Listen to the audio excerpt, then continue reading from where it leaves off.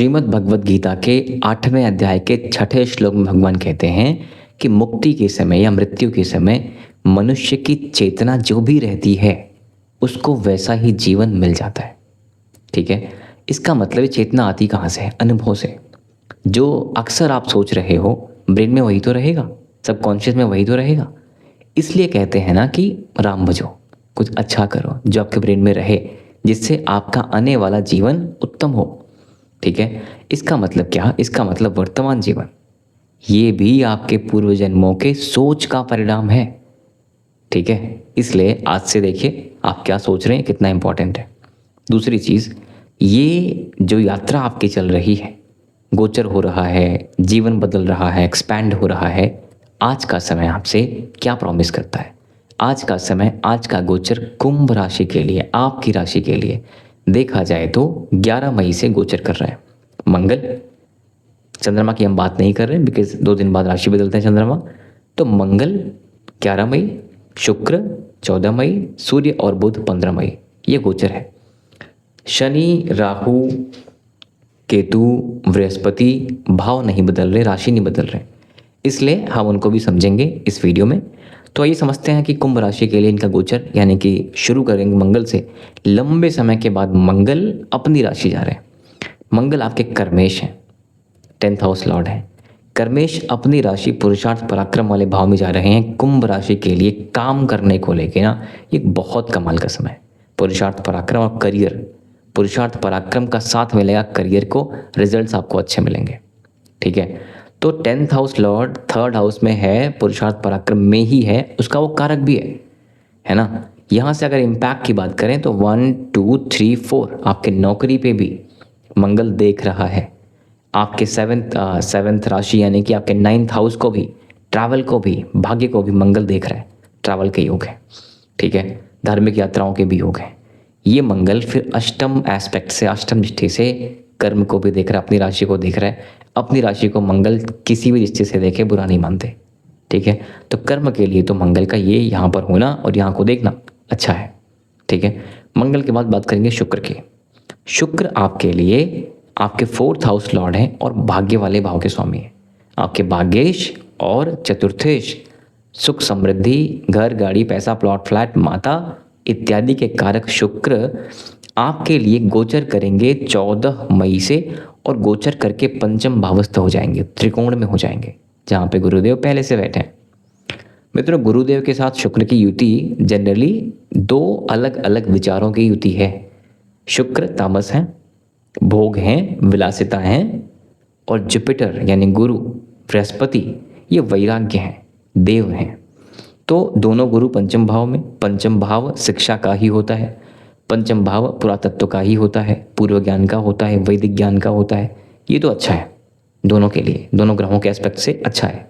बात यह है कि यहाँ पर राहु की पंचम दृष्टि पड़ने से, क्योंकि राहु आपके पंचम भाव को देख के शुक्र को देखेगा, तो शुक्र आपका जो भाग्येश है, ट्रैवल का लॉर्ड है, उच्च शिक्षा का स्वामी है, विदेश यात्रा का स्वामी है, 9th हाउस का लॉर्ड।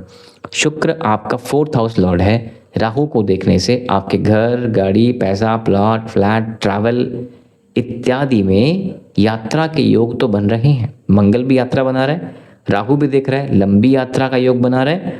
और ये राहु शुक्र को देखने से आपकी कामनाएं, आपकी इच्छाएं, आपके डिजायर्स, आपकी भोग भावना में वृद्धि भी कर रहा है। भोग भावना किसी भी तरह की हो सकती है, घर की, गाड़ी की, पैसा की, सामान की, सुख की, या स्त्री पुरुष जैसा सुख की भी यहाँ पर भोग भावना वृद्धि करता है। पंचम भाव प्रेम का भी है ना। तो किसी इलिसिट प्रेम संबंध या त्वरित प्रेम संबंध में जाने के भी चांसेस बनते हैं। एजुकेशन के लिए अच्छा योग है, संतान के लिए भी अच्छा योग है। ठीक है, तो ये राहु का इम्पैक्ट पड़ा शुक्र पे। शुक्र के अतिरिक्त आपके सूर्य और आपके बुध का गोचर 15 मई को होगा।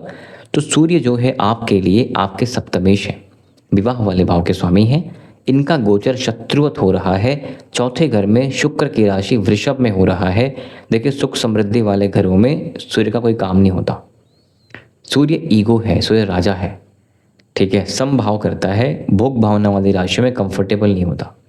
तो सूर्य के शत्रुवत हो जाने से आपके पार्टनरशिप और वैवाहिक संबंधों को लेकर के भी अगले 1 महीने को लेकर थोड़ा सावधान रहिए, वाणी को लेकर थोड़ा सावधान रहिए, कॉन्फ्लिक्ट्स को अवॉइड करिए, लेट गो करने का प्रयास करिए।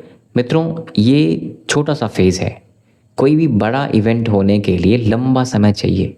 1 महीने में कोई बड़ा इवेंट नहीं होता।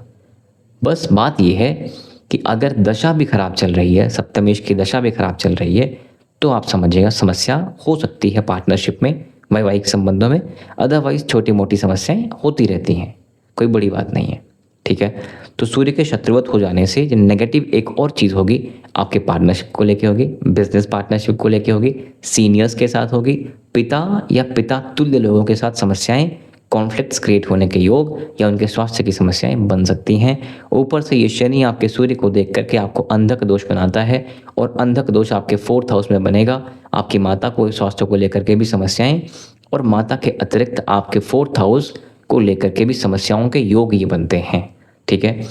4th हाउस का मतलब ब्रीदिंग इश्यूज, चेस्ट के इश्यूज, लंग्स के इश्यूज, इस तरह के इश्यूज बन जाते हैं।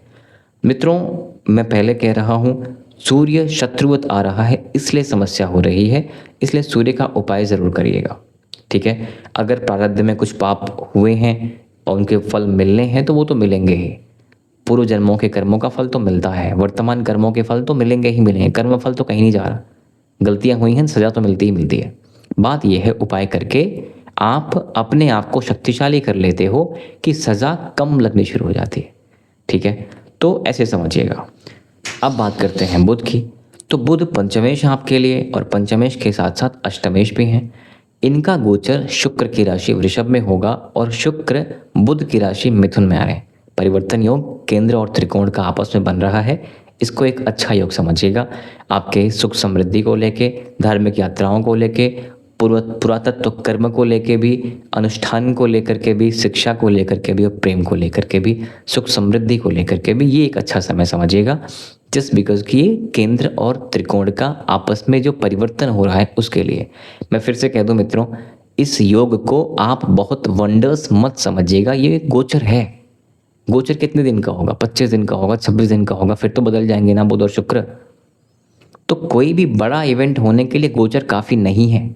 आपकी दशा में अगर पंचमेश का या सप्तमेश की अच्छी चीज़ चल रही है तो अच्छा, अगर वहाँ पे भी समस्या चल रही है तो समस्या दिखेगी। गोचर आपको एक्सेलरेट करता है। मोटरसाइकिल या गाड़ी चलाते हैं ना, तो आपका एक्सेलरेटर है गोचर। घटना क्या होनी है, गियर कौन सा डालना है, गाड़ी किधर मुड़नी है, वो दशा तय करती है, ठीक है। तो जैसे जिस तरह की दशा आपकी चल रही है उसके हिसाब से ये गोचर आपको काम करेगा, ठीक है। तो गुरु का इम्पैक्ट, शुक्र का इम्पैक्ट, और शुक्र का ट्रांजिट और बुध का ट्रांजिट ये हम देख चुके हैं। अब बात करेंगे अन्य ग्रहों की। राहु 1st हाउस है, दिसंबर तक है। आपकी तामस बुद्धि, आपके बड़े सोच, बड़े गोल, बड़े ख्याल, स्टमक की समस्या ये कर रहे हैं, पार्टनरशिप की समस्या ये कर रहे हैं, शादी की समस्या ये कर रहे हैं, व्यर्थ की यात्राएं, दूर की यात्राएं, खामखा की यात्राएं, विदेश की यात्राएं भी ये करा रहे हैं, ठीक है। राहु के अतिरिक्त केतु बैठा हुआ है 7th हाउस में, aspecting to your 11th house, desires को लेके। ये बड़ा अजीब सा कश्मकश। राहु 1st हाउस बैठा आपके ब्रेन को पूरा वंडर्स करने को करता है प्रेरित। केतु आपके इच्छा वाले भाव को देख के आपको सब कुछ छोड़ने का बोलता है। ये कर लिया अब हटो, घर खरीद लिया अब हटो, गाड़ी खरीद ली अब हटो, पैसे बना लिए अब हटो। ये लेवल कुछ भी हो सकता है, मैं बात कर रहा हूँ, उदाहरण है, ठीक है। तो केतु आपकी इच्छाओं से आपको विमुख करता है। प्राप्त कर लेने के बाद जब तक नहीं मिलेगा उद्विग्न करेगा कि ये चाहिए, ये चाहिए, ये चाहिए। मिल जाने के बाद मन हट जाता है। केतु 1st हाउस को भी देख रहा है, एकांत, वैराग्य। यहाँ पे भी केतु आपके 3rd हाउस को भी देख रहा है, Moody, mood swings, procrastination. Ketu एक हेडलेस वॉरियर है, ठीक है। इसका मतलब मन करेगा तो खूब काम, नहीं मन करेगा तो कोई काम नहीं। इस तरह का योग ये केतु बनाता है। शनि की बात करें, आपके सूर्य को देख रहा है, 4th हाउस को देख रहा है, माता के स्वास्थ्य को देख रहा है। सूर्य मतलब पिता को देख रहा है। समस्याएं तो करेगा स्वास्थ्य को लेकर के, लेकिन जैसा मैं रिपीट ही कर रहा हूँ बार बार कि अगेन दशा बड़ी इंपॉर्टेंट है। शनि का इम्पैक्ट फिर अष्टम में है। अपने स्टमक को लेके भी केयरफुल रहिएगा। रिसर्च अकॉल्ड फिलॉसफी को लेके दिक्कत नहीं है, चीज़ें अच्छी ही समझिएगा, ठीक है। जो लोग मेडिसिन में हैं, साइकोलॉजी में हैं, फिलॉसफी में हैं, ज़मीन के अंदर कुछ काम करते हैं, डायमंड का कुछ काम करते हैं या कोयले का काम करते हैं, उनके लिए शनि बुरा नहीं है। ज़मीन के अंदर की चीज़ों के लिए शनि बुरा नहीं है। फिर यही शनि का इम्पैक्ट जो है 7, 8, 9, 10 आपके इनकम वाले भाव पे है।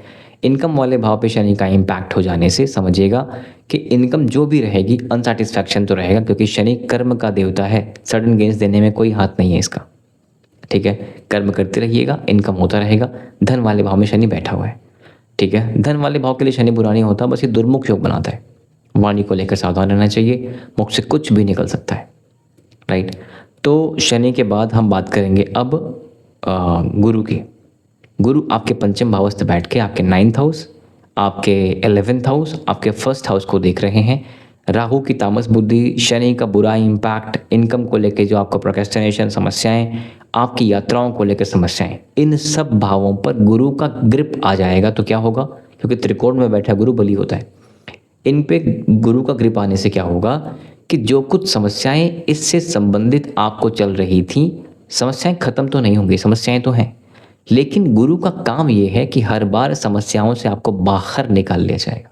इसलिए बहुत घबराने की आवश्यकता आपको नहीं है, चीज़ें ठीक होती ही दिखेंगी। इस मई के महीने को भी और जून के महीने में भी चीज़ें पॉजिटिव ही दिख रही हैं। तो मंगल 45 डेज़ का गोचर करते हैं। अब मंगल का इम्पैक्ट 45 डेज़ तक आपको वही मिलेगा जो हमने बात करी है। सूर्य 1 महीने का, तो 1 महीने तक वही मिलेगा। और आगे आप समझते हैं उपायों को मित्रों।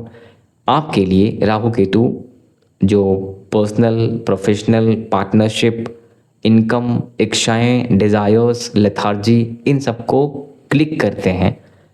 इस पे गणेश जी का, कार्तिकेय जी का और भगवान शंकर के पूरे परिवार, यानी भगवान भोले बाबा, माता नंदी, गणेश जी और कार्तिकेय जी, इनकी आराधना करने से, क्योंकि कार्तिकेय जी का मतलब मंगल, ठीक है, मंगल कौन, कर्मेश, ठीक है, तो कार्तिकेय जी, गणेश जी, राहु केतु, बाबा सबको, माँ शक्ति, तो ये जो है इनकी आराधना करने से आपके बड़े सारे ग्रह कंट्रोल में रहते हैं। मैं फिर से कहूँ, ईश्वर की पूजा करने से कर्मफल नहीं बदलेंगे। ईश्वर की पूजा करने से आध्यात्मिक चेतना जागृत होगी, जो आपके जीवन में डिसीजंस को इम्पैक्ट करेगी और फिर आपके डिसीजंस बेहतर होंगे। ठीक है, आपके दुख को झेल सकने की क्षमता बढ़ती है। राइट, सुख को झेल सकने की क्षमता बढ़ती है। तो उपाय करके आप और स्ट्रांग बनते हो, चाहे सुख हो, दुख हो, लाभ हो, जय हो, हानि हो, पराजय हो, झेलने की। बदलाव नहीं आते कि रिजल्ट बदल गया, मैंने पूजा करी बदल गया, नहीं। ईश्वर कर्मफल तो देते ही है ना, ये नियम है सृष्टि का, ईश्वर क्यों बिगाड़ेंगे इसको। तो ये उपाय ज़रूर करिएगा। भगवान हनुमान की आराधना ज़रूर करिएगा।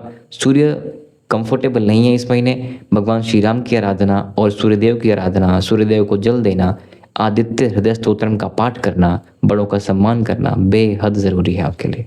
फेमिनिन एस्पेक्ट का भी सम्मान करें। शनि का इम्पैक्ट सूर्य पे है, सूर्य आपके शादी वाले भाव के स्वामी हैं। शनि को महिलाएं अति प्रिय हैं, यानी माता जो भी मातृवत संबंध आपके हैं उनके भी करीब रहना है, और स्त्रियों का सम्मान करने से आपका 7th हाउस का इम्पैक्ट काफ़ी हद तक बैलेंस और ठीक होगा। शनि का उपाय भी करते रहिएगा मित्रों। धन को लेकर के गरीबों को, बेजुबानों को जिस भी तरीके से मदद कर सकते हैं करते रहिएगा। कुछ देने से कुछ घटता नहीं है, ठीक है, तो डोनेशन और चैरिटी ज़रूर करते रहिएगा।